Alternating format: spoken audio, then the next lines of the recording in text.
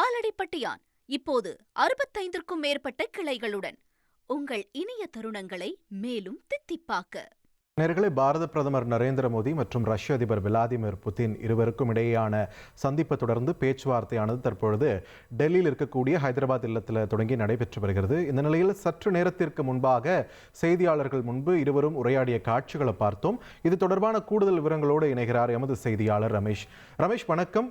பிரதமர் மோடி மற்றும் ரஷ்ய அதிபர் புதின் ரெண்டு பேரும் என்ன பேசினாங்க? அந்த ஸ்பீச்சோட முழு சாராம்சத்தை பதிவு பண்ணுங்க.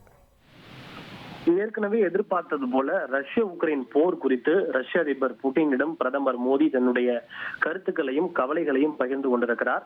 ஹைதராபாத் இல்லத்தில் இந்தியா ரஷ்யா இடையிலான வருடாந்திர இந்த கூட்டம் நடைபெற்று வரக்கூடிய நிலையில் அதிபர் மற்றும் ரஷ்ய அதிபர் புட்டின் மற்றும் பிரதமர் மோடி தங்களுடைய தொடக்க கருத்துக்களை பகிர்ந்து கொண்டார்கள். அப்போது பேசுகின்ற பிரதமர் மோடி அவர்கள், உங்களுக்கும் எனக்கும் இடையிலான தனிப்பட்ட உறவு தொடங்கி 25 ஆண்டுகள் ஆவதை நினைத்து நான் பெருமைப்படுகிறேன் என அவர் குறிப்பிட்டிருக்கிறார்.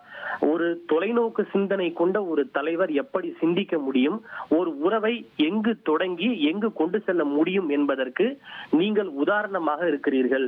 இந்தியா மற்றும் ரஷ்யா இடையிலான உறவு இதற்கு மிகச்சிறந்த உதாரணமாக இருக்கிறது.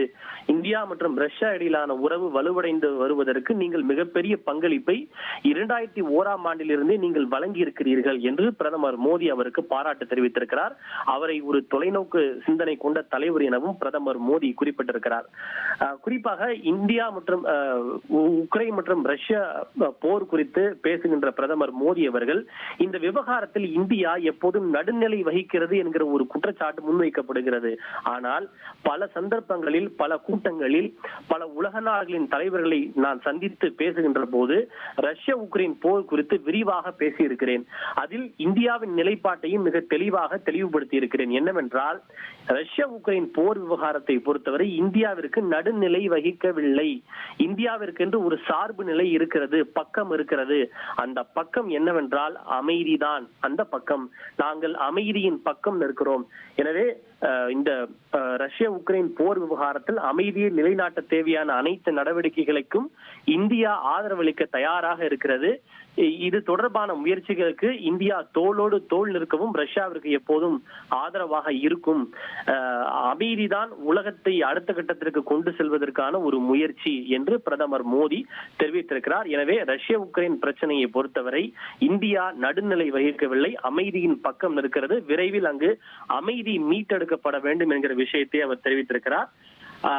இந்தியாவிற்கும் ரஷ்யாவிற்கும் இடையிலான பொருளாதார உறவுகள் மேலும் வலுப்படுத்தப்பட வேண்டும் எனவும், ஒன்றாக நாம் இருவரும் பல உயரங்களை நோக்கி செல்ல வேண்டும் எனவும் பிரதமர் மோடி குறிப்பிட்டிருக்கிறார்.